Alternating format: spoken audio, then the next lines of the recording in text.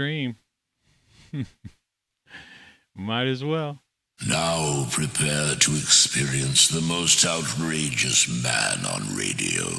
It's an excursion into the odd and into the very, very different.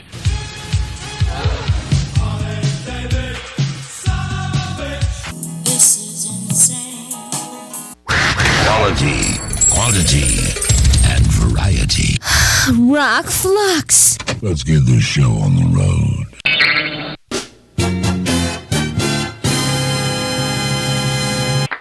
Thank you, folks. Thank you very much.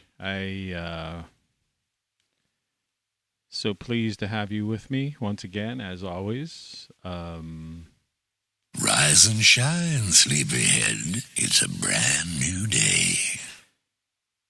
We didn't start with that. I forgot. Anyway. You're listening to Tony Caravan Live. Coffee.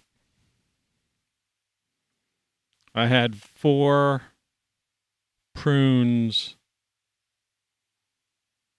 and a Granny Smith apple for breakfast, and I'm drinking black coffee. Meanwhile, on TC Live, Imitation of Life.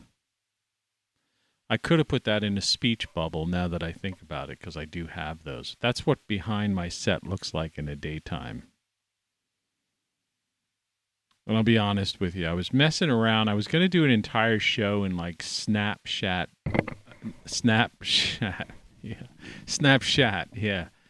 Snapchat video. But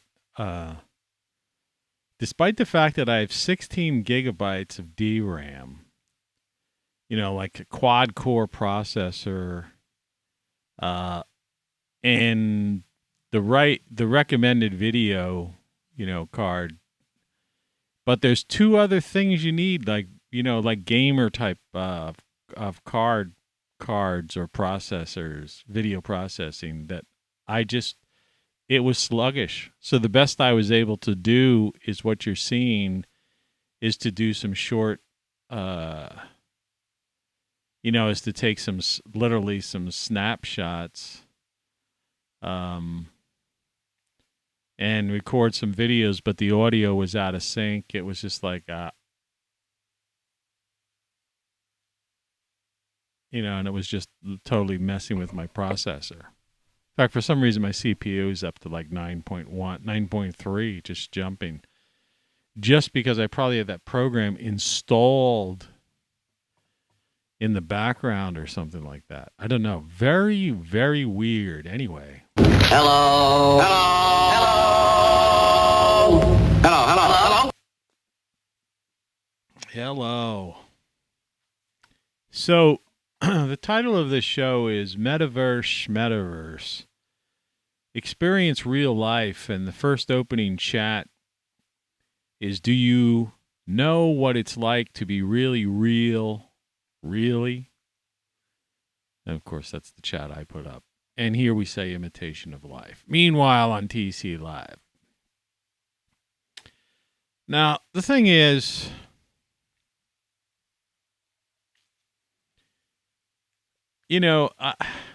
I've been a hypocrite, I guess, in one regard, in the sense that, I notice these videos get grainy. Like, the more light you have, the less grainy it is. But then when you have like too much light, unless it's certainly diffused in a certain way, but I can't afford to have one of those, those round lights that all these people have.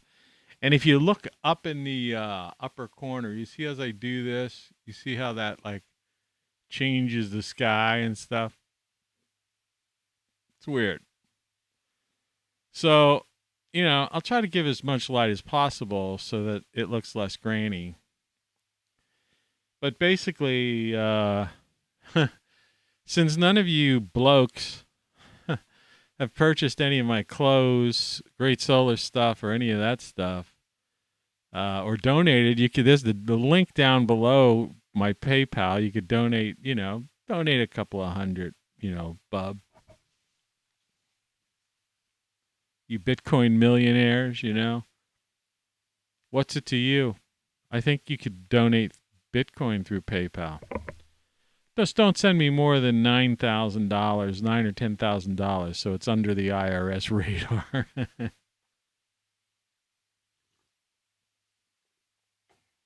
I like living at the poverty line.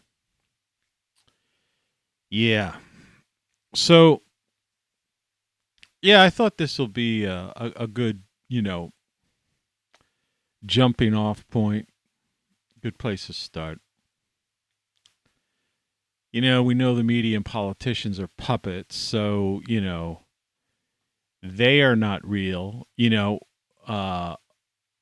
What you see on TV is not real. That's all fantasy. That's all fabrication, So they're an imitation of life. The news is an imitation of life. Oh, but they're showing all of this tragedy and now no, it's an imitation of life. Politicians, political speak is double speak, double talk. It's basically there's people with hands, inside their back or they're pulling their strings. Mainly the corporatocracy, the technocracy, whatever you want to call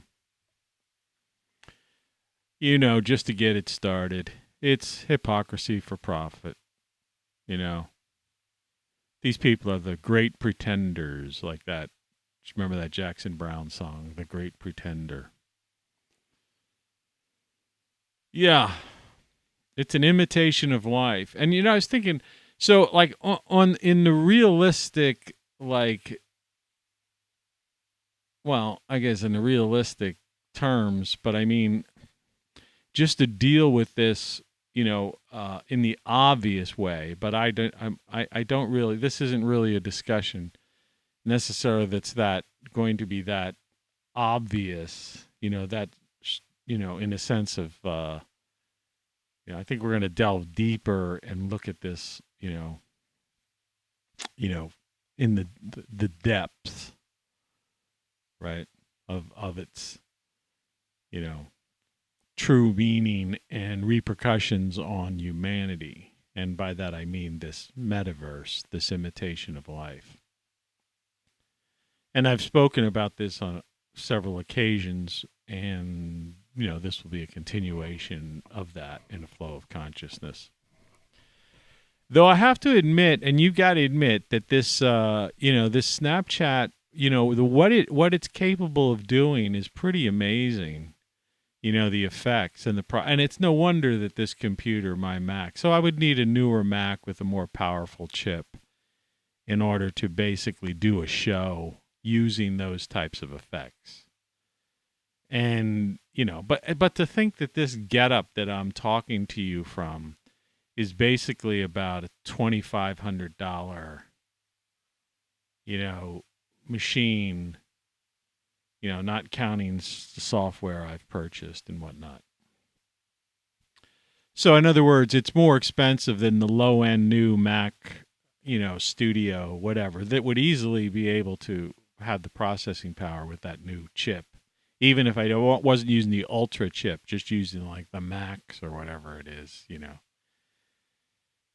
But that this computer isn't capable of doing that.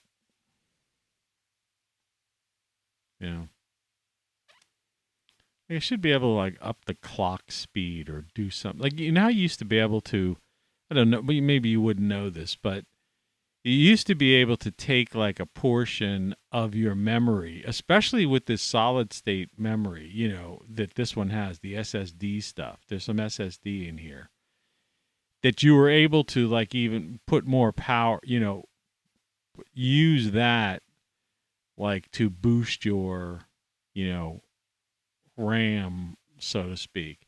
But I mean, this isn't really a RAM, but I mean, somehow to get the video, have the video be using some of that to compensate for the processing. Well, it's weird. What appears to me to be the right eye, but it would be staged left eye, kind of looks kind of like that didn't process exactly right. And there's some artifacts on the shirt. Looks like there's something there, which there isn't really. And the Apple the Warhol apple or banana is kind of strange. And there's something weird going on with the original Mac. That's the original Mac back there. It's crazy, man. But the point is, that's like at its very best, this would be the metaverse. This is Mark Zuckerberg's dream of the metaverse, probably phase 1, where that particular face of me, I mean, seeing it close up with this giant face here, it doesn't look it's a weird comparison because everything's washed out and cartoonized. But in the absence of seeing me, it's a fairly accurate representation of my face. If you think about it. So, I mean, that was also taken late in the afternoon. I'm wide awake and everything. And now you're looking at a granular, half awake guy, here with weird lighting and all that other stuff. So what I'm saying is that, yeah, if that avatar, all right, entered into, was sitting at a table in a conference room, along with other people with an avatar that was that photorealistic, put it that way, cartoon photorealistic.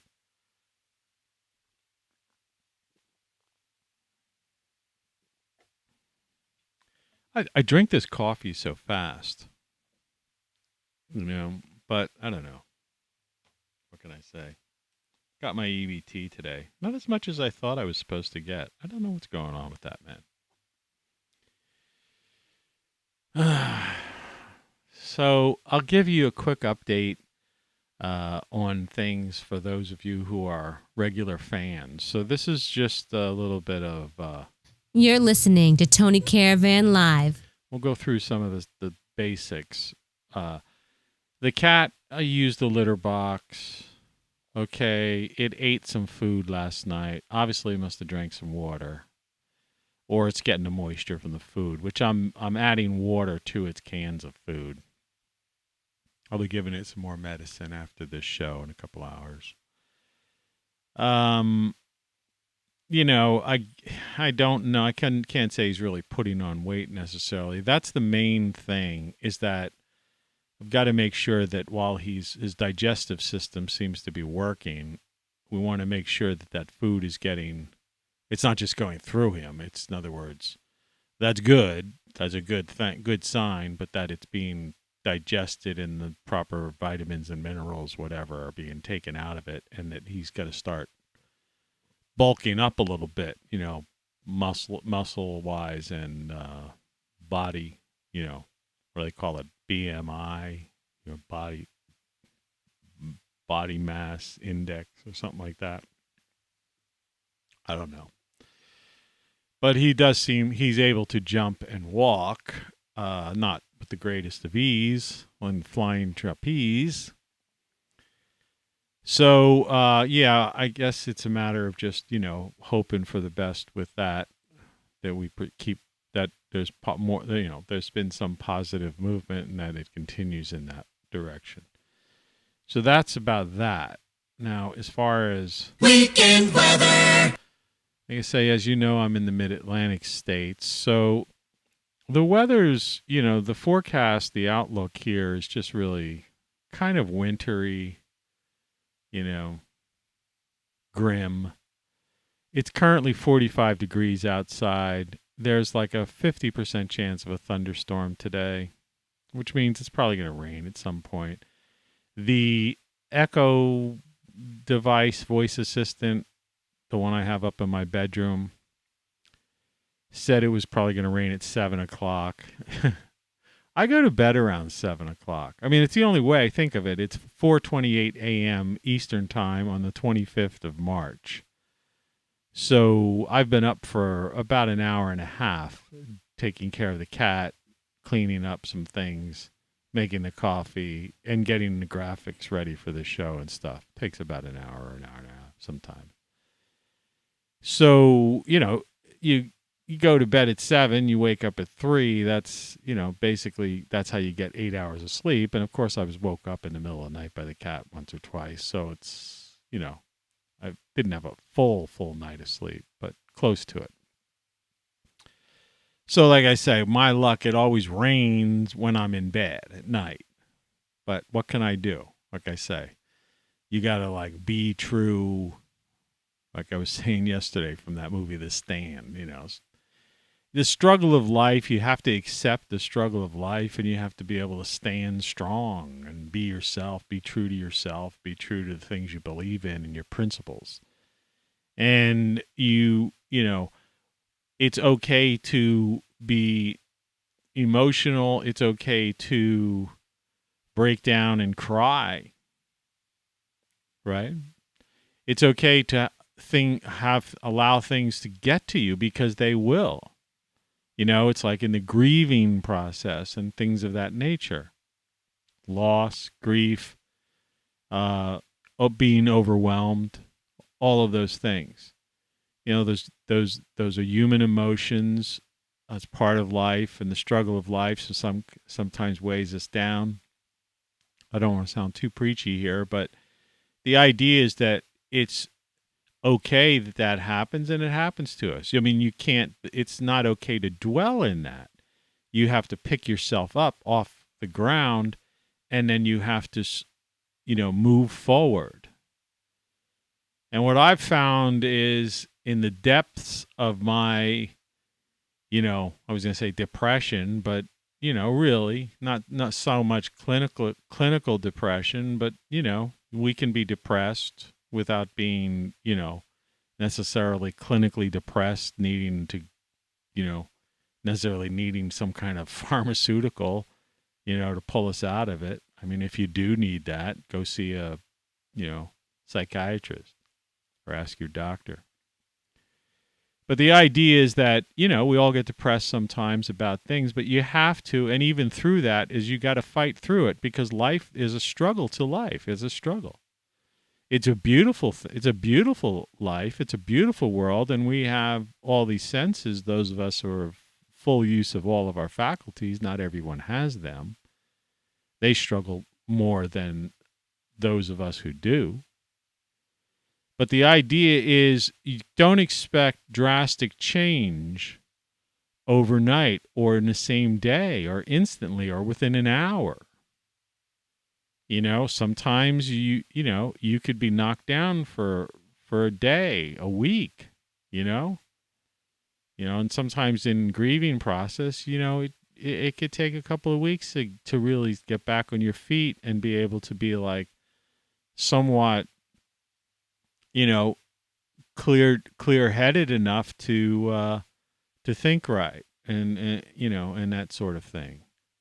And the reason I bring that up, I mean, not in the middle of the weather forecast, but it's the idea that, I'm confronted with these things all the time, and I'm clearly no Superman, because I tell people all the time, I experience the same things as you do. All right. Maybe more. I mean, maybe my life is more of a struggle, but whether it's a self-made purgatory, which is like never avoid a good Star Trek reference, right? That was a line from Spock. If there are self-made purgatories, then perhaps this is mine, or something like that. I don't know. Anyway, TC out. But, whether or not it's due to things or mistakes or judgments we've made that were like mistaken, we just, or the path not taken type of thing, there's still this idea that you could always get back on. And, one step forward, 2 steps back, you take the wrong path and you're down the road 15 miles. And you go, oh man, I don't want to. It's like, hey, sometimes you got to go back 15 miles and then get back on the right track. And what I try to do with all these things that are bearing down on me now, and it's a struggle, and it's not always working. And is that, yesterday I managed to find some steel wool. This is for people who saw yesterday's show. I walked down to the grocery store, get some exercise. It was cold. It was like 48 degrees. Like I say, it's 45 out there now. I'm not going out. I might be going somewhere today, but someone might be stopping by with a vehicle, so I might get a ride to a place to pick up a couple of provisions through the weekend. Because it's going to be miserable this weekend. We're in the, just as a repeat, just because I got on that long rant. Weekend weather. So, yeah, today the high is going to be 45 degrees in the mid-Atlantic states. And you could probably take that to the bank that it's going to be in the 40s from the Ohio Valley eastward, until you get towards the coastal regions where they tend to be a little bit warmer. All right. And, and obviously up in the Northeast, it's going to be cooler. And the further south you go, a little bit warmer. But I mean, I know that sounds funny, but I'm serious. I mean, this is a good general gauge that, saying, okay, it's like in mathematics, if you have at least one, number, one value, you can start to, and that there's a place that's up here that usually is, in this case, cooler up here. You have the value of the temperature here, and it's usually warmer here, right? You can make a guesstimate calculation that, if it's 45 here in the mid-Atlantic, that it's probably going to be lower 40s, and it may get into the, the low 30s up in the Northeast. Just like down here, people might be experiencing temperatures in the 50s or so. And coastally with the water, the conveyor in the Atlantic hasn't stopped. It's slowed down. But there's still this Atlantic circulation, and so I think it goes out this way. It depends on which way this freaky screen, which I can't even get into begin to tell you somehow. It's like a mirror, but it's not like a mirror, right? If you look in a mirror, you can usually put your hand and figure something out. But somehow this functions like a mirror, but it's not like a mirror. Because when you try to say, point this way, I really wanted to point towards the cartoon me. Anyway, that is weird. But tonight it's going to be 34. It could down to freezing. We're talking frost. Friday night, frost. Saturday, 60% chance of snow in the mid-Atlantic, where I am. 39 degrees daytime high, 25 nighttime low. Sunday, 60% chance of snow, 28 daytime high, 16 degrees nighttime low. Right? Monday, 27 daytime high, 16 degrees nighttime low again. And Tuesday, it's a balmy 39 degrees, which is high, which is basically cold. And 28 degrees Fahrenheit nighttime low. So basically, through the weekend into next week, it's going to be frickin' winter. And, we're talking 5 days. I'm looking over at my calendar. There are only 1, 2, 3, 4, 5. There are only 6 days left in the month anyway. Weekend weather. So that's your weekend weather. I mean, Brilliant! Basically, March supposedly comes in like a lion and out like a lamb. And how anyone, I say this every year, and I've been doing this, like I told you, for many years, how anyone can still be talking about this global warming, planet heating up, climate change, all that stuff, excluding, from the conversation, the sun, which is the source of all, climate, heat, vitamin D, right? Makes the plants grow, makes you grow. I mean, humans photosynthesize just the same as plants, not just the same as plants, but just as much as plants do. It's not just vitamin D we get from the sun. It's like it all sorts of receptors are activated, but when you're lying in the sun.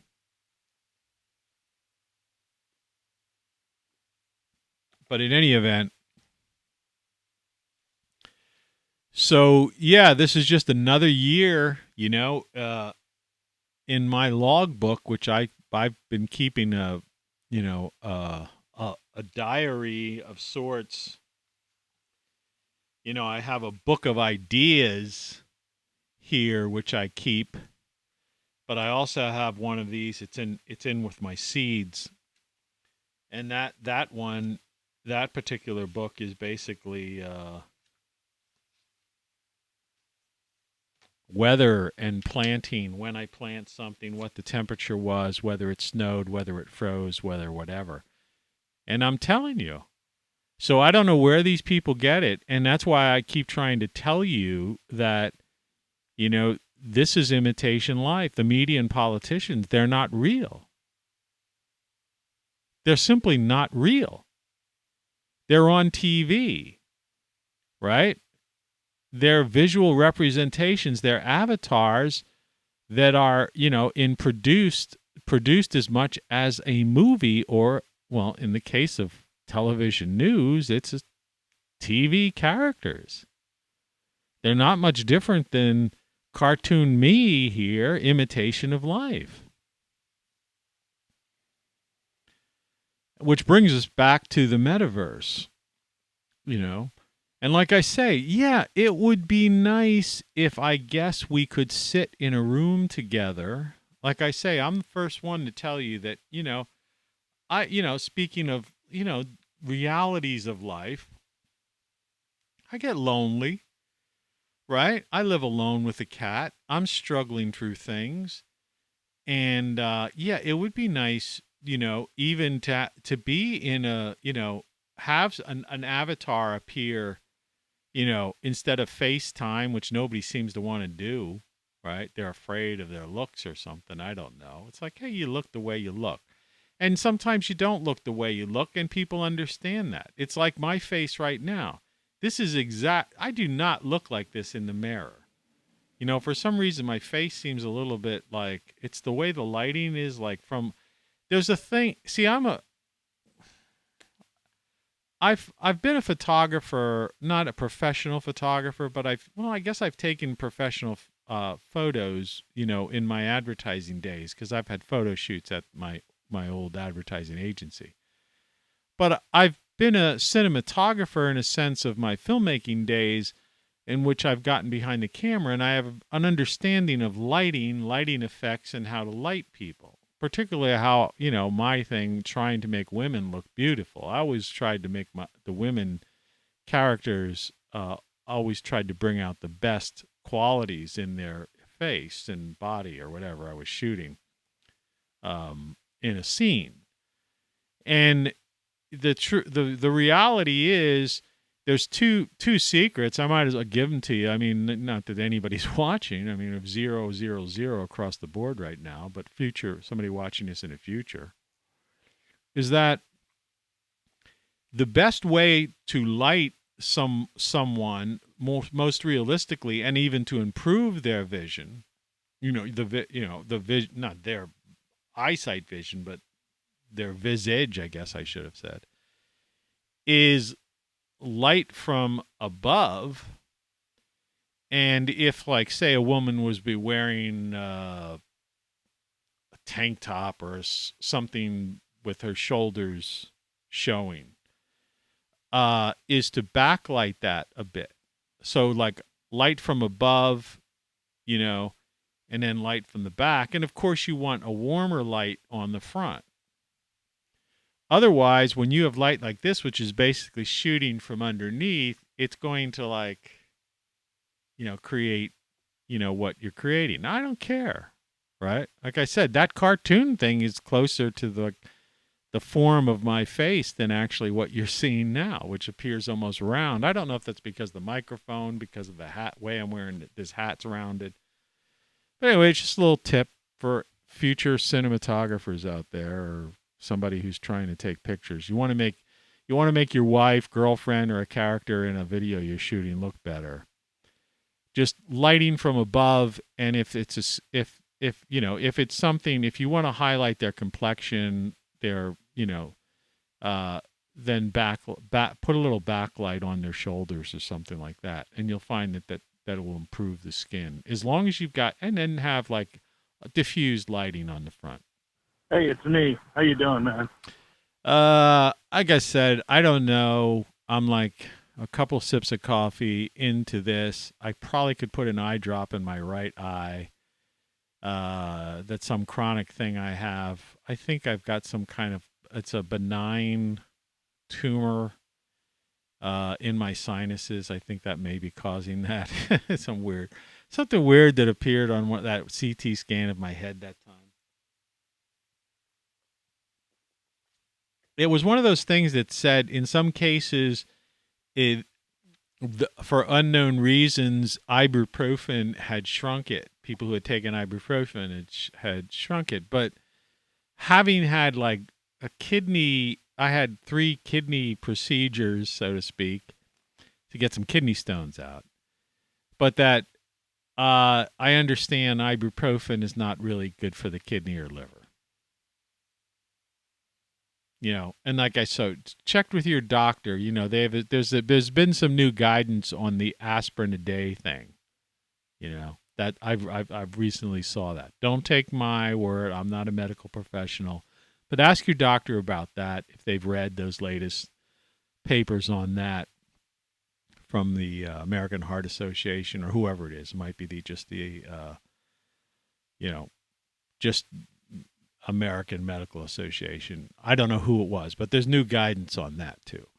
Needless to say, I personally been told, that don't overdo the ibuprofen. Don't take a bunch. Don't aspirins and stuff. And I'm in a situation. There's some kind of tiny gnat going after my light right now, which is really annoying. I went in to check on the plants on my back porch, and I guess something got in. Which I'll probably end up drinking in my coffee if I can't kill this thing. Where is it? What's it doing? Get out of here. Be gone. Boy, that light has a lot of dust in it. Now I'm sending it over to my coffee. This truly is Tony Caravan Live, the morning show. Your papers, please. So they're apparently still pushing this thing, like they just won't let this go. And people are like, come on, man, it's the year 2022, get over it. But I guess you still can't talk about it, so I'm not going to talk about that either. But back to this metaverse. So I've been in my life, just to bring you up to speed. So I went to the store yesterday and I got some steel wool. And oddly enough, it's like two steel wool pads for like $1 something, 19 or something like that, maybe less. And so you take it, it's a round pad, but you can rip it apart, pull that steel wool apart. In fact, I had cut my finger on one of them, which is good. And apparently these mice, rats, whatever they are in the yard, coming from the neighbor's yard, I got my stapler, heavy-duty stapler, and I tore apart these things, and I put them in the area where I had seen one of those bigger rats go back into the witch's yard right there. I mean, yeah, she is a witch. Okay. And I've watched a guy talking about the idea is that a rat could eat through anything. I mean, and they have to, in fact. Their teeth keep growing, so it's necessary that they're gnawing stuff, But they can gnaw through like a 2x4. I mean, that's how crazy it is. It's really weird. And they could do it in a relatively short period of time. So, but when they put their nose and whiskers next to this like steel wool, sharp type of stuff to go to gnaw, their face is getting like cut up. And so it's a deterrent. Now, how much of a deterrent it is, I'll find today when I go out to put some food in a bird feeder and glance over at that spot. But this is part of this idea, this struggle of life. It's like the same with the ceiling, the roof, I'm dealing with that bit by bit. And it's a struggle, and it's, I'm trying to slow down the process. And at times I have these little victories. Same with the cat. The cat seems to be doing a little bit better, right? Bug-wise, I saw a tiny, tiny bug. I mean, so tiny, like in the sink. But it was probably like, I don't know. If that meant it was a birthing of something, I sprayed the heck out of my basement, which I hadn't done in a while, several days ago, when I had to turn the hose water on. And today, the big thing today is I got to go out and cover my hose, because I'm not going to go do that whole drain the pipes and turn off the water again. We can't possibly have this ridiculous cold weather for more than another week, So, I'm going to put some kind of sock. I was thinking about maybe I have some old socks, like cover it with an old sock and maybe put a piece of foam, or something in the nozzle, and then cover the whole thing with a sock just to keep, subtle insulation around it. Or I'll look at something in the Dollar Tree when I go up there. You just grab my trusty index cards. Make a note.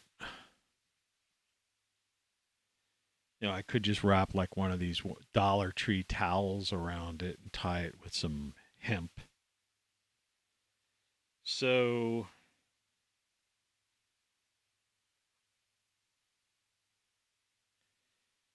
I need, we'll just call it hose cover.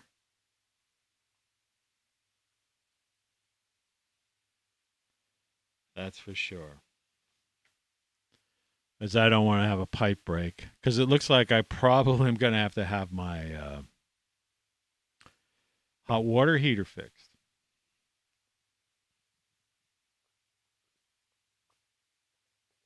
It's doing some leaking. I don't know. I think it's the shaking of the, I'm in a real bind here. This house shakes because of the trucks and because of the poor job that they did. And there's no one you can talk to. And there's other neighbors, I'm sure, experiencing the same thing, but they're like most Americans, they just get in lockstep and just deal with it. And we saw that over the past 2.5 years, right? Oh, yeah, okay, whatever you say. And then you get the people who are, and then there people are afraid, fear, which is the whole purpose of all these things. So this is another problem with this split between, the paupers and, the elite, the ruling elite. Like I say, if you had any doubt, we're living under the Great Reset is all about neo-feudalism. And you can't reset a thing without going back to nothing, right? Right? When you reset the counter, reset the odometer on your car, right? Reset that counter, right? Reset the timer, reset on your watch or your stopwatch, right? what is the word, so what the word reset means, go back to zero, right? Started, and so the Great Reset's goal is to crash the entire system and reset it. And what they're reset, if you read their documents, that's the thing. You have to go to their website. You got to read Klaus's book or excerpts of it or whatever. Watch some of the videos that were taken at the Davos meetings by these billionaire speakers. It's amazing that there are still so many people out there. I'm talking about tens of millions, if not 100 million or more people, who still don't even understand that when you say World Economic Forum, Davos said Great Reset, they think it's some kind of conspiracy theory. It's because they don't watch Bloomberg, financial news, CNBC, right, which is their financial network, right, or even the Fox Business News. Fox has a financial network, right? And I think there's one or two other ones. There's a financial, PBS used to have a couple of financial shows that were strictly, market, like once a week or so, the market breakdowns and stuff. And they're, and then they're all, tons of independents. But the average person has no interest in that. So they have no idea what's going on. So when I was talking to a friend yesterday who has a business, and I was saying, they're raising the, MasterCard, Visa, American Express, the major credit Discover, I guess, major credit card companies are all raising the rates that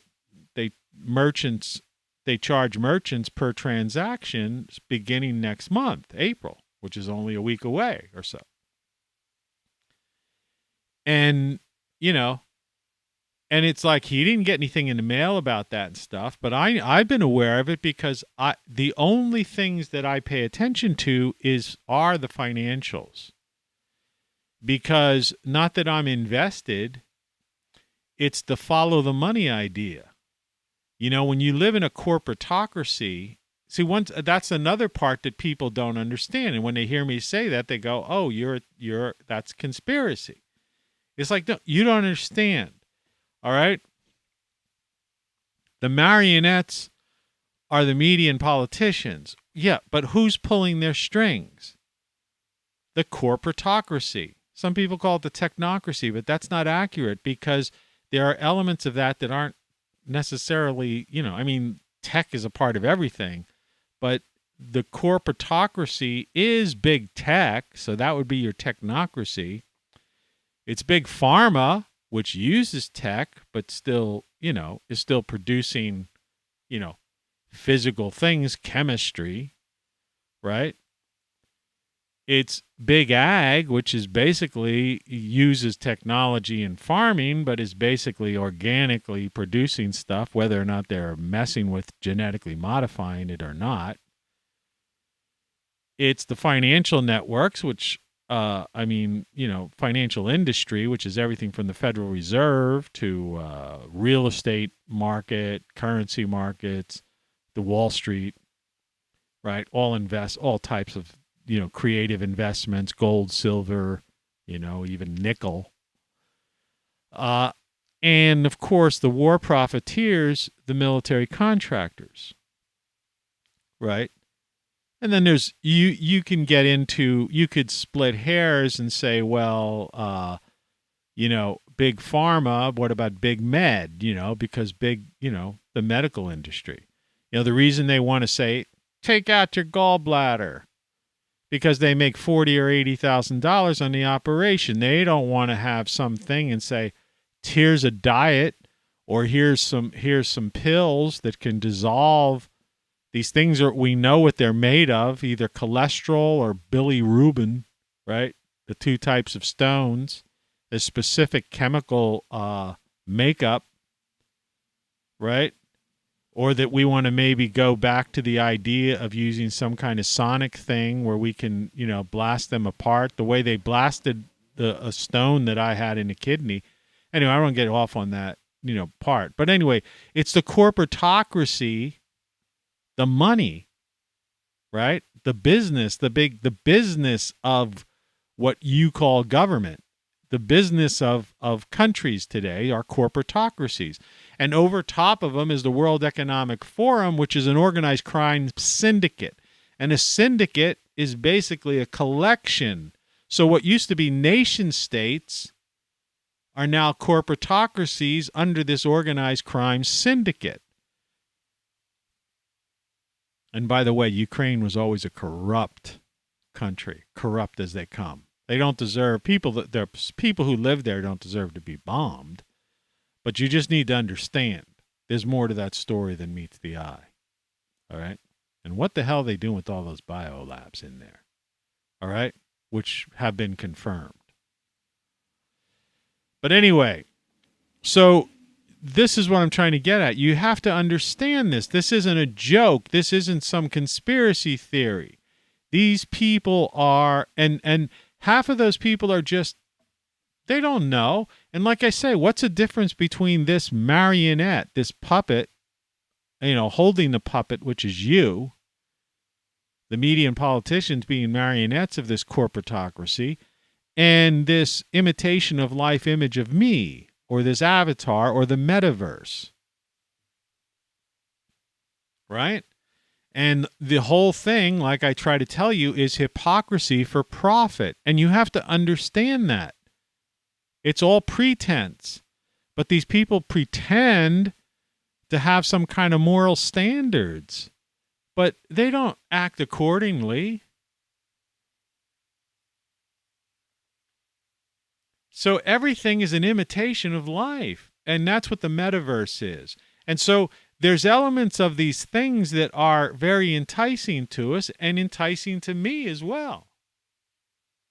Like I said, I think it would be cool to sit at my bar in the next room and have, and to be, and to have a couple of, friends sitting at the other side of the bar, looking like, being a photorealistic avatar, right? And it might be a little freaky at first, but I mean, if you're all avatars, see, the way you would have to do it is it would have to be virtually, if you were all the same, if you looked at your hand and it was a cartoon hand too, then, it would be less like freaky, I guess. So people have, that's like phase one of Meta is still looking for a creative director. I mean, if I weren't retired, I would take the job. I'd apply for it and I'd probably get it. Apple's looking for a creative director. I have headhunters come after me all the time because I've held all these positions. I've had a headhunter about a job at Apple too, in the Apple TV Plus or something like that. I mean, I'd pursue some of these positions. But the thing about it is, I'm not interested in that because the direction that they're taking these companies and besides, I really, what's it going to change? I want to live in the real world. All right. For, as long as I can. And I like the freedom I have, even though it's a struggle. It's really, truly a struggle.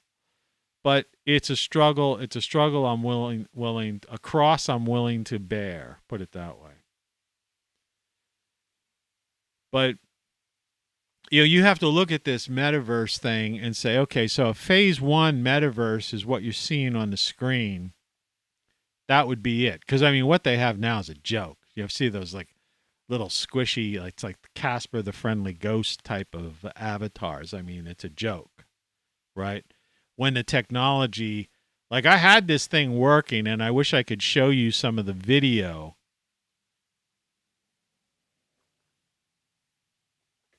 of it, but it was like just so CPU intensive that it wasn't going to work. I wanted to do the entire show in it. It's one of the only reasons I wouldn't mind having a better computer. But unless somebody wants to send me, gift me a Apple, whatever they call that new Apple Studio thing or whatever it's called. Yeah. I'm not going to be able to do that.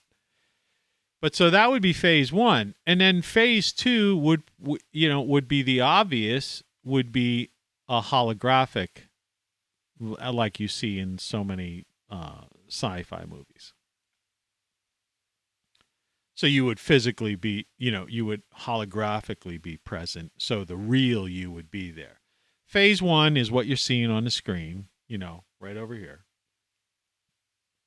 Phase 2 is that I would appear, at the conference room or at your home bar, or, sitting on your back patio, right? And I'd be generated out of, technology that exists today. See, it's not like we don't have the technology. You're looking at the technology. This thing over here is not photoshopped. And like I said, I was able to, I'll try to do this for you to give you a little taste of it. Let's see. Plus media source. I'm just going to call it media source. Browse. Desktop. MP4. Open. I mean, if this freezes my computer and stuff, I hope it doesn't. Okay. See? Let's take this off. I guess I'm recording this. You see that right now? That's that was it. Yeah. You want to look at that again? See, this is in Photoshop. Let's take taking the glasses off. I guess I'm recording this with my hat right now. But you see how it's choppy. That's why I couldn't do the show in that. So I'm just going to delete that because I don't want that causing any CPU. It shot my CPU way up. So no, this image over here is not photoshopped. So we have the technology now, okay, to create photorealistic images. So that it's just a matter of tweaking the tech. And I'm sure that at the upper echelon, and they'd be fools if they weren't. I'm sure that, Mark Zuckerberg and when they have, their meetings, they're not using Zoom. I mean, if they are, they'll be idiots. Okay. I'm sure they're using something like this, or like that video I just showed you. It's just that they've got like I say, I have an older, this computer's like, I don't know, it's over a dozen years old, about 10 years old, I think. But, around that, maybe a little less, which is kind of annoying. It might only be 8 years old, to tell you the truth. No, it's about 10. I think it was 2012. Let me just check the about this Mac. I think it's a 2012.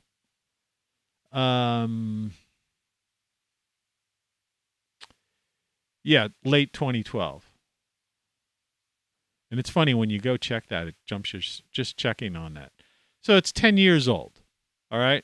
And I think I bought it so it's a late 2012 model. I think I might not have bought it till 2013. So, it was brand new out of the box. So it's really 9 years old in a sense, but it's 10-year-old technology. All right. Not even, because it's late 2012 and this is 2022. Early 2022. So yeah, somewhere around 9 years. Which to me doesn't seem, and then of course this computer over here, the one I'm using here. The future. He came from the future. That computer is like 15 to 20 years old. I can't even think of it. Let me look at about this one.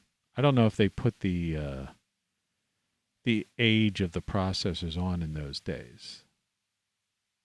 2007 is the copyright on that. So we're talking, what?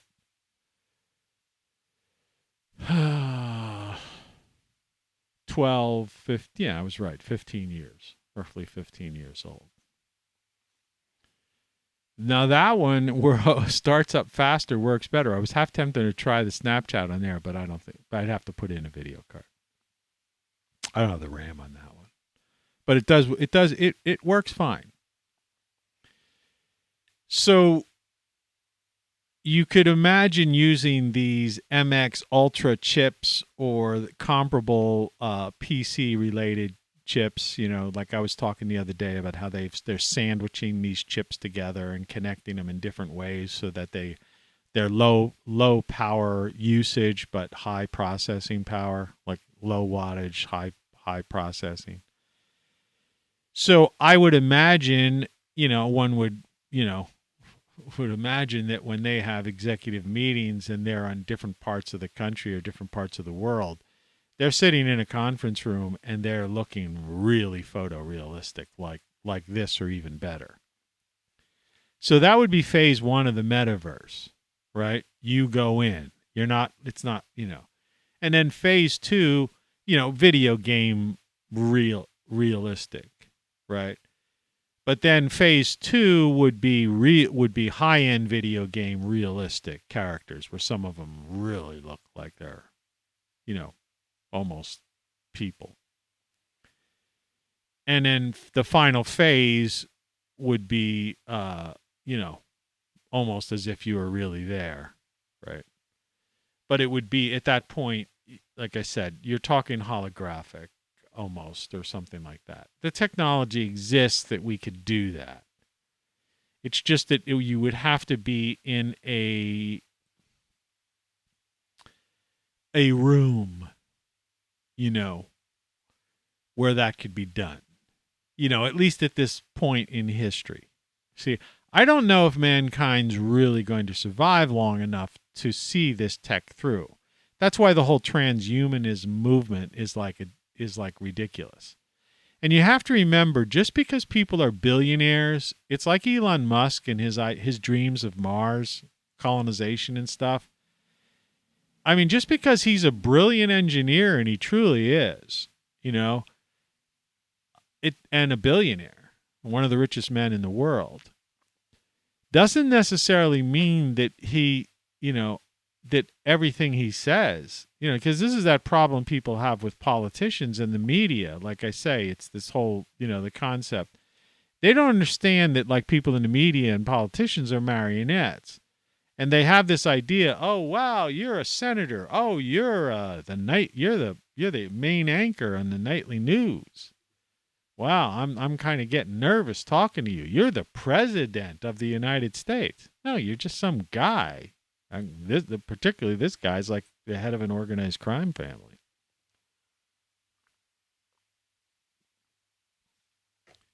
But the idea is that they're not, they're focused on so many issues, but they're not dealing with existential threats. They believe that these existential threats to the planet, to human life, are ridiculous things, or they're far in the future. So they have this make-believe climate change thing, which is, like I say, March comes in like a lion and out like a lamb. Well, guess what? It's going out like a lion, and it came in like a lion. And as far back as I can remember, it is. And you could go back and look at some numbers, but it's like Wikipedia. They fucking keep changing the numbers. I'm sorry to say. Because I keep a logbook, right? I have like 3 or 4 temperature gauges, right? With various sensors. High-end stuff too, man. High-end. Because I have stuff that I had originally purchased because I was testing material. I told you before about the expeditions that I used to be involved with. So I was testing equipment that could be used in Antarctica, right? So I have one that I have outside that has an outside sensor, and then the base is an inside. And, that thing could withstand like I don't know. See, once you get to like, I forget what it is, but it's like 40 below zero. That, both Fahrenheit and Celsius become the same. Did you know that? I forget what the exact number is, but it's somewhere down. Once you get down to a certain below zero, that it's no longer like 32 degrees is freezing in Fahrenheit and 0 is freezing in Celsius. Once you get so far, a number so into the negatives, and it's somewhere around that, I forget what the range is. I'll just look it up, for crying out loud. Take you along for the ride so you don't think I'm bullshitting you. Sorry for the language. I got no time for that. When does Fahrenheit equal Celsius? Someone else asked the question. Minus 40, I was right. The Fahrenheit and Celsius scales have one point at which they intersect. They are equal at minus 40 degrees Celsius and minus 40 degrees Fahrenheit. Okay? See? Told you. And so this thing was like good to minus 60 degrees, because we were going to take, or even more than that, because I was testing it for Antarctica. So I have one of those out in my backyard. I have a bigger one, a more modern one in my backyard, in my garden, a really big one, because the bigger it is, and if you go to my Instagram page, there's a picture of it. In fact, recently I took a picture because we had a day where it got up to 70-some degrees. It actually got up to 80, but I snapped it when it was 70-some. But there's more space between, like, say, 70, and 80. So, you get those lines so you could bet, So I like to have a big one. It'd be like having a big clock. You could better tell, that you can almost see the seconds between the minutes. You see, on an analog type of clock I'm talking about. But this clock that I was talking about, I was testing for Antarctica, by the way. The coal trucks are going up there. Is digital. And then I have one in my bedroom, which also has the humidity as well as the temperature. I don't know how I got onto this thing. And then, of course, just talking about reality. And then, of course, I compare that to when I look here at like these weather apps and the Weather Channel and all these, AccuWeathers and, there's weather under all these things. And the point of the matter is, or what's reported by the UN IPCC that appears in these reports, or you see these charts that they make to prove their point of climate change. And I go, I don't think so. I have logbooks, and sophisticated equipment that contradicts what you're saying. No, it was not. That was not the hottest day on record. In fact, it was below freezing that day. Right? And how they, like I told you before, how they don't talk about the Dust Bowl of the 30s or, all of these things. How the floods of the 70s when 2,200 people in America drowned in a flood in the U.S. When Time magazine, I showed you that cover, was talking about, are we heading for a big freeze, another ice age? Do you see what I mean? You have to go to the facts. The problem with the internet is also the strength of the internet in some regards, because everything's on there. The problem is they hide, through algorithms. People like Google and Wikipedia, they push out false information, and so you never search. It's like I told you. You do a search. And maybe a person might go to page 3 in Google search, but if you look at the top, there's millions of search results. So you're never going to make it to page even 100, which may actually have the actual factual scientific peer-reviewed paper that contradicts what the UN IPC said. You see? Or show these pictures of things that I have. See, the ability to live life and be observant and to have records, written records, like I say. In other words, the idea of keeping, books. That's why I always say buy my book as a book. Don't buy it as some digital thing. Power goes out, the grid goes down. The grid is going to go down.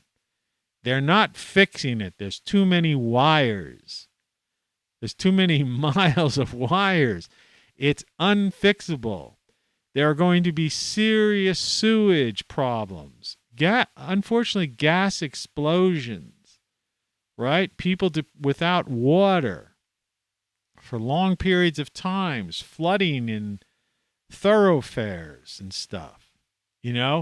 That's been a lot of these sinkhole type of things, right? Which sometimes are caused by these, underground leaks and stuff. Other ones are just caused because of, activity, geothermal activity of the sun, the magnetic fields, and also just,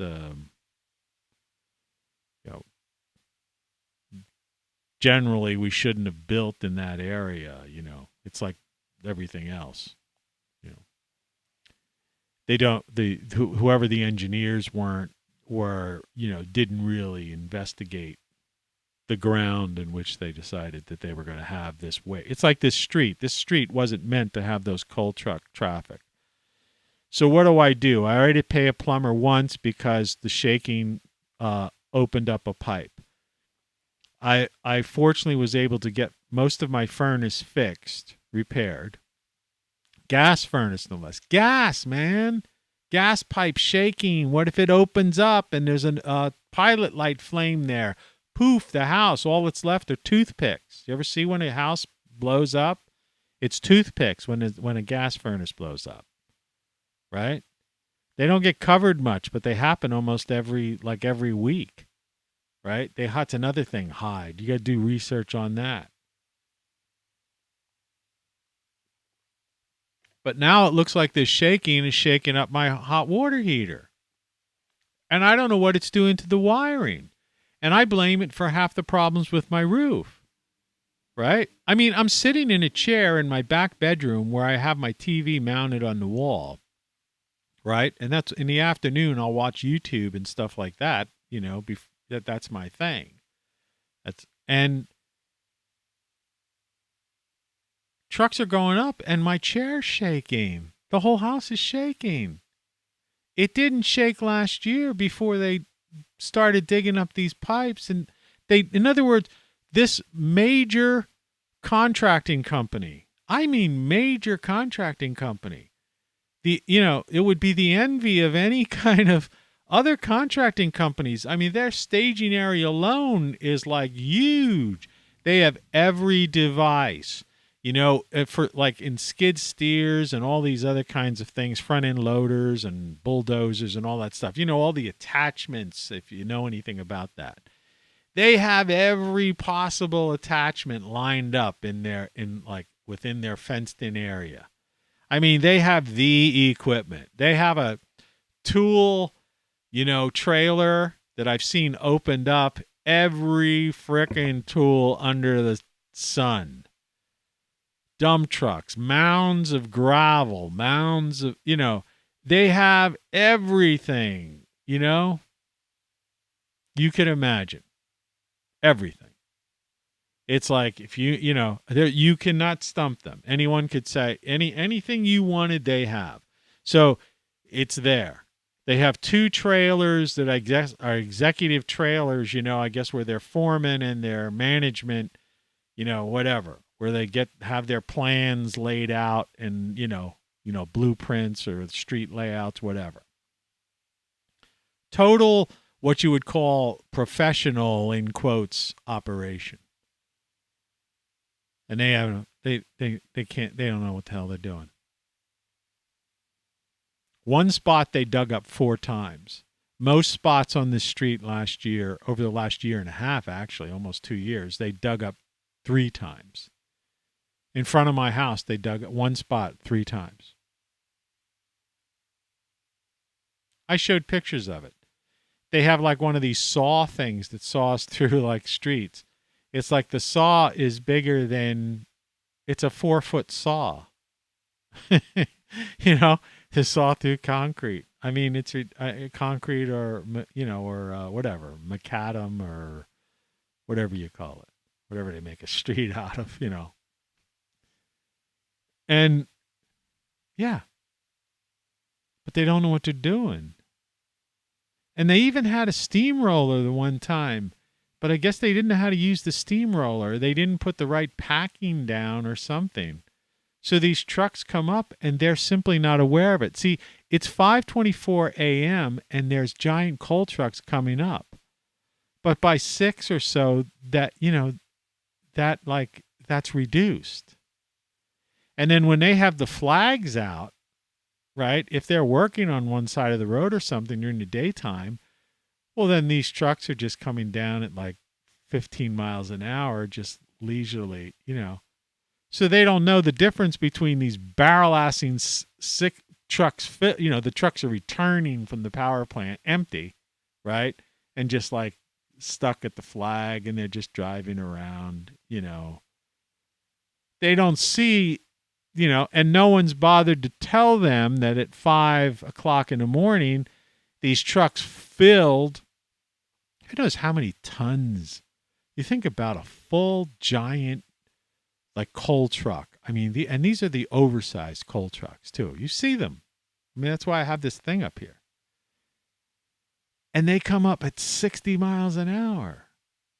And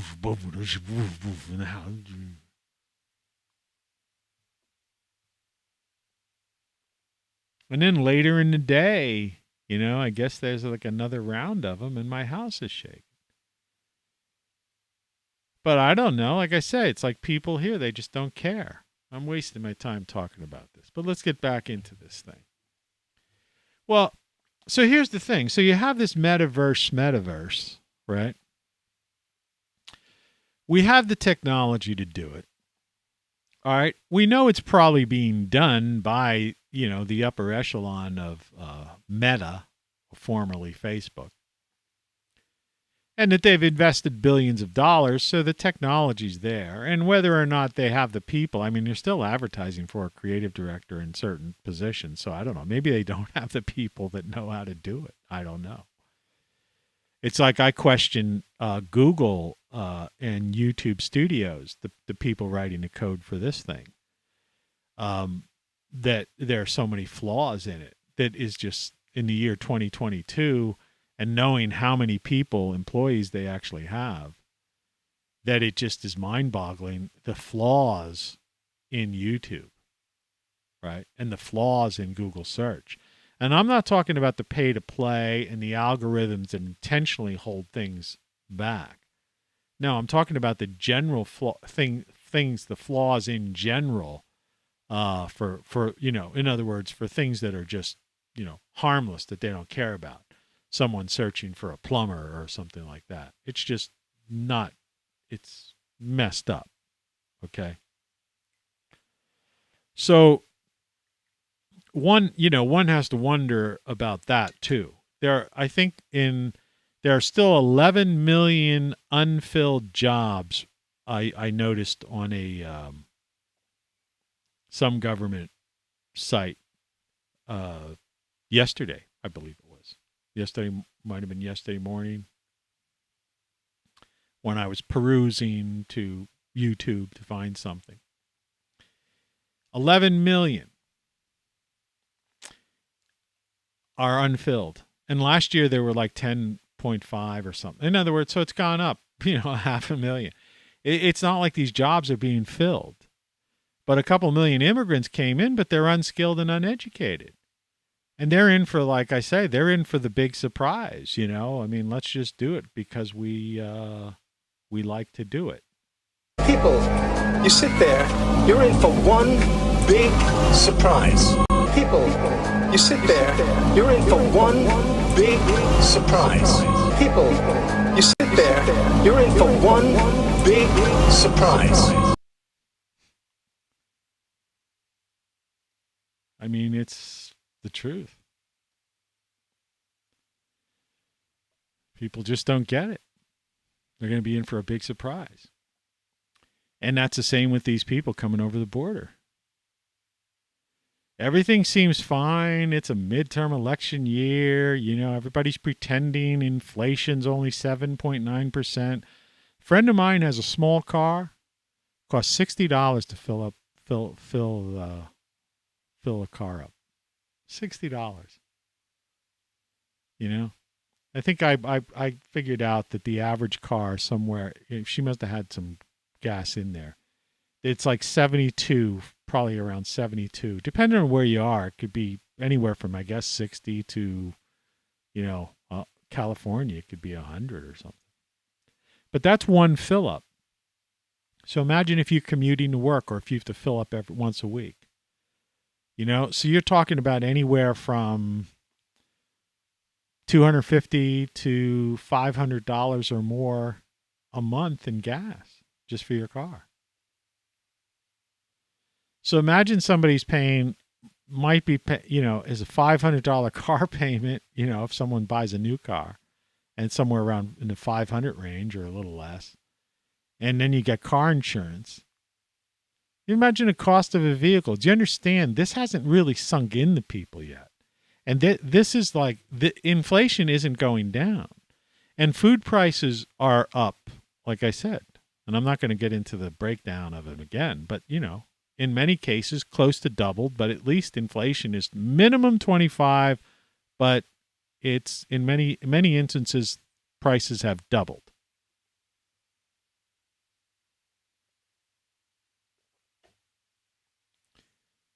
And as I said before, approximately 40,000 people dying of preventable, treatable, or curable ailments in the U.S. a week. And a couple thousand people are murdered, and those murders go unsolved. So you're coming to America to escape Honduras? To escape what? Poverty? Gang, you know, cartel type people? Well, guess what? If you make it into any major city, you're going to be under the thumbs of cartels, gangs, right? Your likelihood of being murdered is probably higher. And your cost of living, even if you're on welfare, is just not, it's not doable. Prices at the grocery stores are just out of control. And you think you're going to get a car? You're not going to get a car. So the people who are going to be hardest hit, and I've said this before, and I'll say it again because these shows are such low viewership, because I'm beyond being shadow banned and choked. I'm like pushed back, you know, into nowhere. I'm invisible, basically, unless you know me or somehow accidentally found this site. You know, through some, I do post the links on some social media, some obscure social media sites or lesser social media sites. And so I have a few viewers that way. But otherwise, no one finds this show. But the people who are going to hurt the most are going to be what I call the wage slaves and what used to be the middle class. In other words, the working and middle class. The people at the high end, they're going to be fined. And that's what I was saying. That's neo-feudalism, and that's what the Great Reset, to get back how I started this whole conversation an hour ago. You don't have a great reset. A reset means taking things back to zero, right? And so when they reset, the new reset is neo-feudalism, meaning that there are the people at the top who live in the castle, right? The king, his court, the knights, and the various people who are fortunate enough to live within the castle walls. And then there are peasants everywhere else. And so there's going to be a lot of people who were making maybe $80,000 a year, or, a couple $100,000 a year, maybe even $1.2 million a year. And they're going to be like out of, losing it. The market will crash, right? There's no work for them. Many of the jobs will become obsolete, are becoming obsolete with each passing day. This processed food that's killing us all. So people are dying dropping like flies in the U.S., right? We have the lowest mortality rate, it just got lower. Like I'm trying to tell you, you're sending money over to Ukraine, dying here in 1 week. Will die in a week or two here. Look at they're freezing me up because I'm talking about this. Now, I know sometimes that my voice continues. This stream will end shortly unless they do not want the truth out. Happens every time. Reconnecting successful. Now, let's see what happens. There's just been a reconnection. Excellent connection. It's not the greatest, actually. They're messing with me. I might have to end this show because for some reason they're trying to choke this broadcast.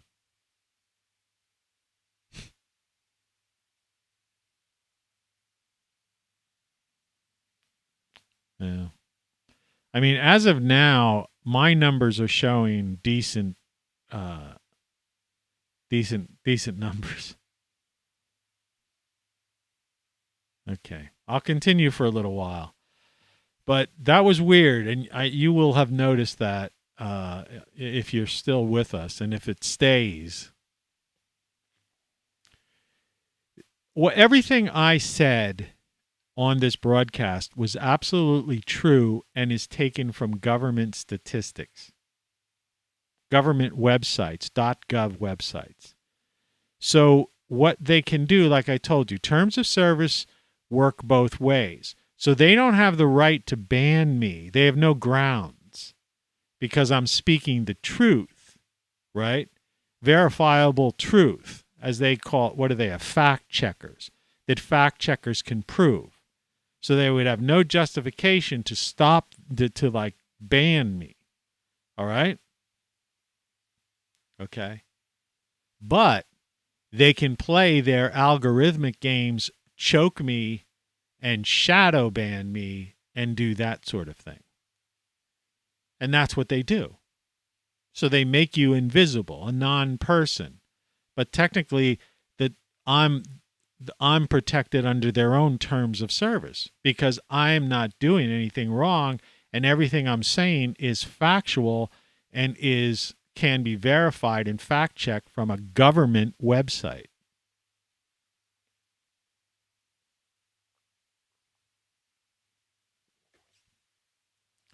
So you see the kind of world we're going to live in, and you think you're going to vote for a candidate in the midterm elections and Congress is going to go red wave or something like that, and you think things are going to change. Well, how are they going to change when you have a corporatocracy in charge? All right? When these media and the politicians, and media includes social media, this thing, all right, are just puppets. All right? The media and politicians are puppets of the corporatocracy, technocracy, whatever you want to call it.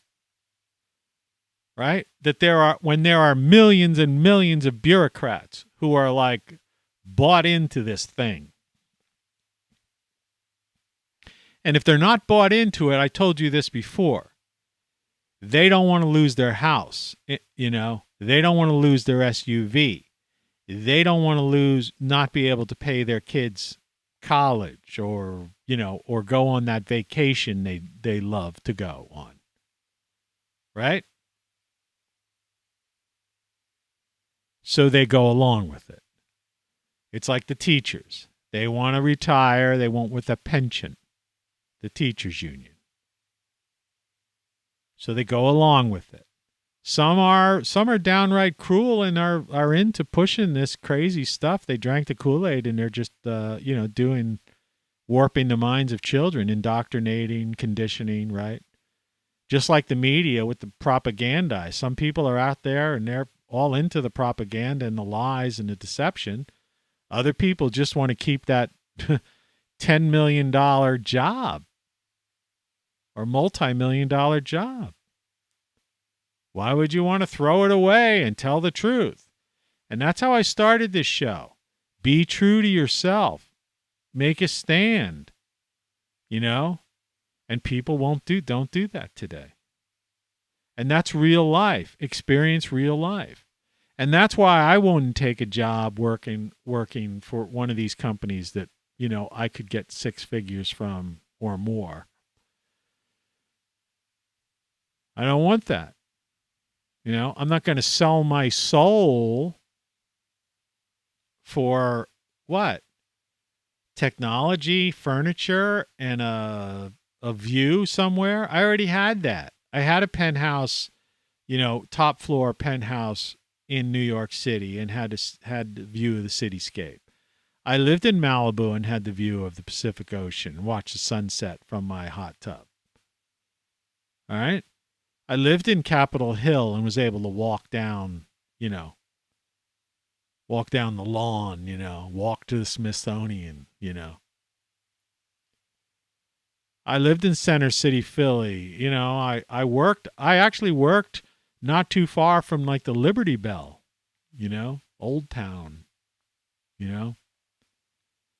And you see what I mean? I've experienced life. And, it's beautiful. And I've also experienced things out in the country and drove around and been in other, like I say, I've rotated around the planet. And the thing is, it's a beautiful world, and I've experienced human life to the fullest too, through relationships, and the full, immersion in real life senses, physical, connection with people, with lovers, and right?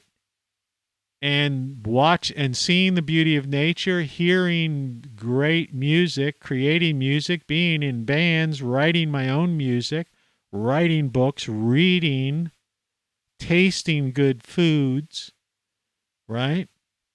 Growing my own foods. The full sensory immersion without a headset, without a metaverse, without the imitation of life, and living a life of truth, right? The best I can. Was I a saint when I was a kid or, a young man? No, I was a self-centered, go-getter trying to pursue, success, right? But I learned my lesson, and I think in the latter part, the second half of my life, I've lived a good life. I could honestly say that. I've been a good person and I've lived a good life. And any immaturity of my youth, right, which some people may have felt dissed or felt that I was, not a great person because I was driven, by my self-centered or the seeking success or material gain or something when I was younger. But the point is I changed. I learned my lesson and I quickly, became, and that's why I do these things. I'm not monetized. I don't make any money on this. I tell you, I can't even run Snapchat on my computer. I tell you to buy these shirts because maybe I make 50 cents or a buck on them. But this stuff is for you, to help you. The great solar stuff I have and those power backup things will only help you. The grid's going to go down at some point. People, don't you understand you're being lied to by people who just want to make a buck? It's hypocrisy for profit. The media and politicians are puppets. They've self-interest. There are some noble people there, but they're trapped. They're caught in a trap like that Elvis song. You know? What are they going to do? Go thumb their nose to their boss and say, hey, this is hypocrisy here. I quit. And then what? They're out on the street. Do you think they're going to get another job? Right? No, they're going to be down. You know, what are they going to do? What does an anchor person do? They go to YouTube or Rumble? We'll see how long that stuff lasts. What happens when the grid goes down? What happens when, do you think they're going to improve the first, start enforcing the First Amendment?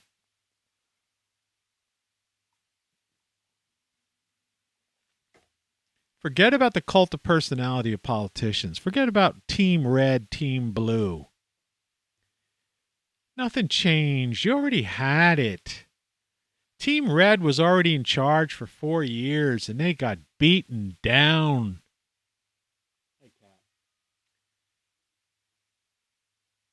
Cat came down. They got beaten down like somebody banging like a telephone pole, or when you ever see people when they use that thing, it's got two handles on it when you're putting a fence like for animals on a farm, right? And you're putting a post into the ground and you beat it down like this. That's what happened the last time Team Red was in office, had both houses of Congress and the White House. They got beaten down like a post into the ground. And what makes you think that, 5 years later, if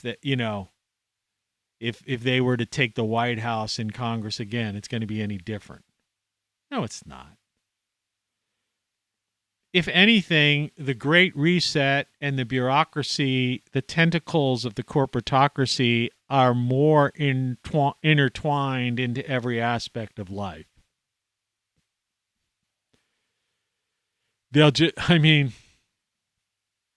Because I'll tell you what, and if they try too hard, just remember one thing.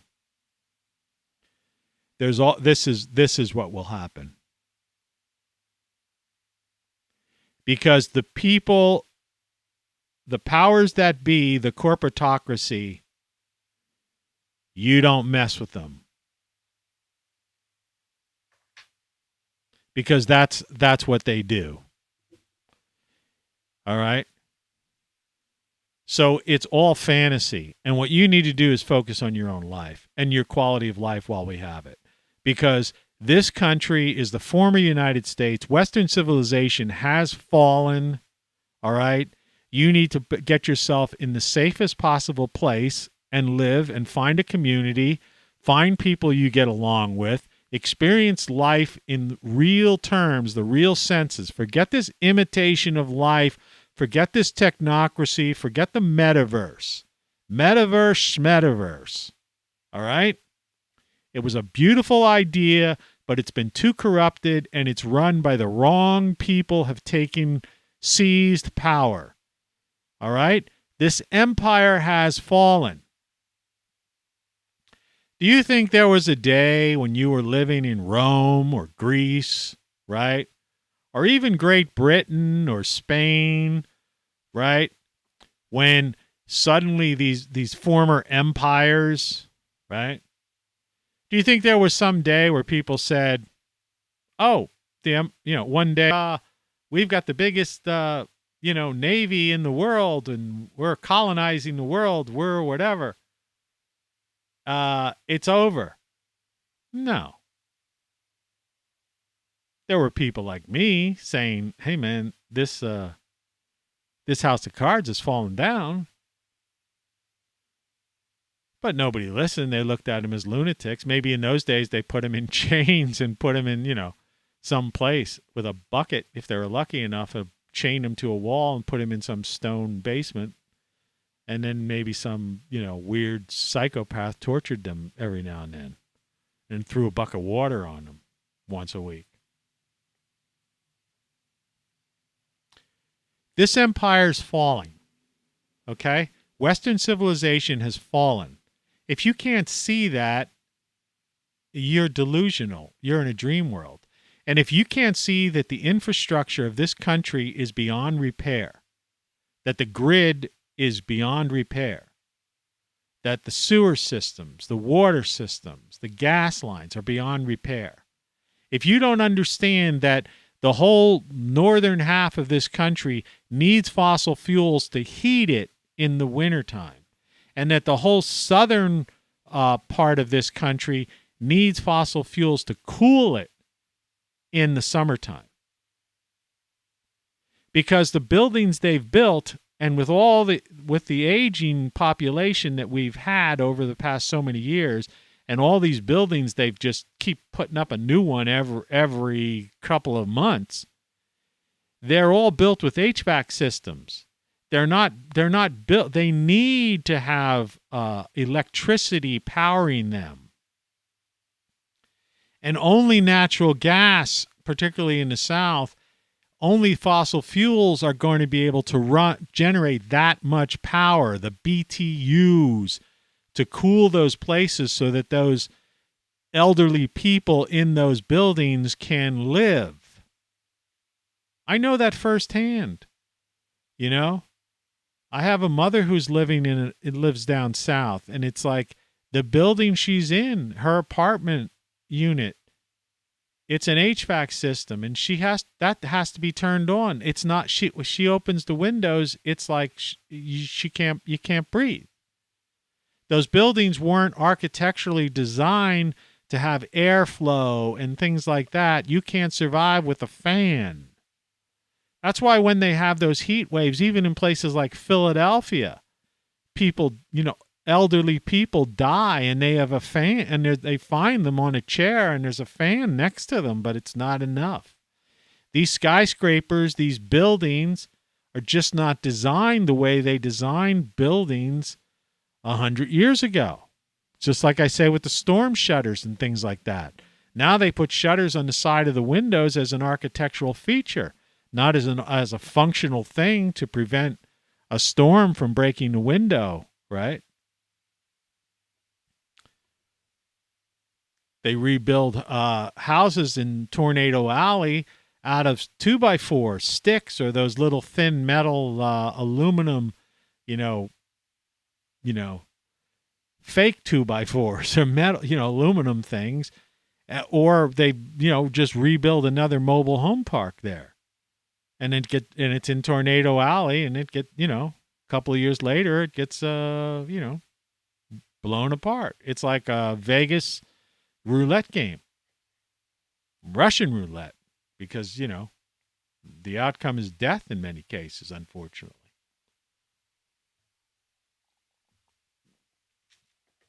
But see, as horrific as that sounds, so you're saying, oh, well, you're a doom and gloomer.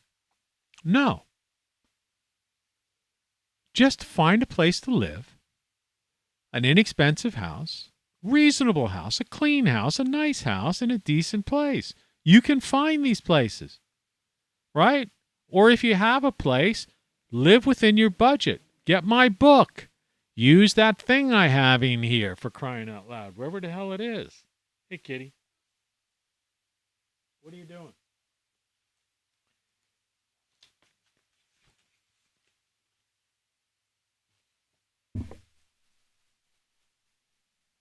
Get a monthly budget. Let me get my hands off there. I say this whole damn thing works backwards. Get a monthly budget. You got to rethink. Live within your means. All right? Accept the fact that there is inflation. Runaway inflation. If the Great Reset is happened, It's already started. They already pushed that button. And a reset means take things back to zero, and we're entering an age of neo-feudalism. Western civilization has fallen. The Federal Reserve is going to be introducing their own cryptocurrency based on serial numbers like on dollar bills, which I still don't have because I don't have any cash. Every transaction, right, it would be taxable. If, you've got the value of your house has increased, that means they reassess it and your taxes will go up. They're going to topple the worst people going to be hit are going to be the people at the upper end. The people at the lower end are going to survive if they're smart enough.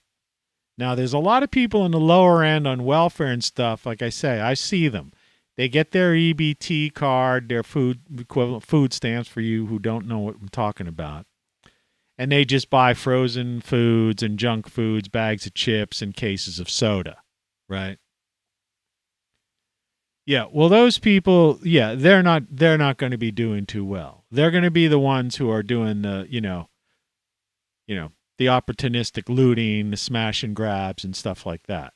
Things are going to get much worse. When I say that we're looking at a Mad Max dystopian society in most cities across the U.S., I'm freaking serious.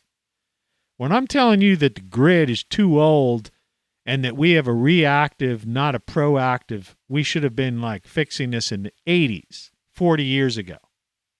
Okay? It's beyond repair. It's beyond repair. We can't keep up with it. Nobody's even talking about those, 10,000 bridges or something that all are need to be replaced? 10,000. Well, you got a crew outside my place in the middle of nowhere, basically, some former industrial town, and they can't even fix sewer pipes. This is the third year. They're trying to fix the sewer line down the middle of the street. How are you going to fix a country? It would take them 100 years. Well, we're not going to be here for 100 years. Right? That's not how this planet works. We're at a time period where some people don't want to hear this, but we're at a time period where there's solar events that are most likely going to be occurring within the coming year, decade or so. We're facing food shortages. We're facing potential. We have a magnetic field that's weak that could cause all kinds of cosmic rays coming in. We've got a slowed down conveyor. None of this stuff has to do with global frickin' warming, for crying out loud. It has to do with the sun, the Earth's magnetic field, long-term cycles, things that we can prove through archaeology. All right? Geology. Astrophysics. All right? Hey, kitty, what are you crying for? Let me finish this show. All right? Please? Then I'll give you your medicine and I'll come upstairs. We'll watch this and all that. I'm about done. I think I am done. So anyway, I know I sound like a broken record to people still remember what records are. But go to my site. It's okay, kitty. You don't have to cry. Where are you? Come here. That's a good boy. You're going to have medicine soon. Hang around. Go to ROCKFLUX.com. Do me a favor. Do yourself a favor. Get some power backup. Go to GreatSolarStuff.com. Scroll down. You don't need to get the solar panel if you don't want to. Get one of those power backup things, depending on your budget. All right? Go get my book, Then What? Codex. Learn a little bit more about me and use the thing in there that there's two things in there that'll be helpful for you to write down. Don't get the print versions. $9.95 on Amazon. Get a shirt that says you don't know what you don't know. Everything you know is wrong, or then what, or game over, or a sticker that ROCKFLUX, promote it. Do it. Spread the word. Subscribe to this channel. Share it on social media. Don't be afraid. All right? Or donate some money. There's my PayPal thing is right below this. Donate some money. Gift me a new computer and I'll broadcast this in anime. Take care. I hope, stay healthy and take care.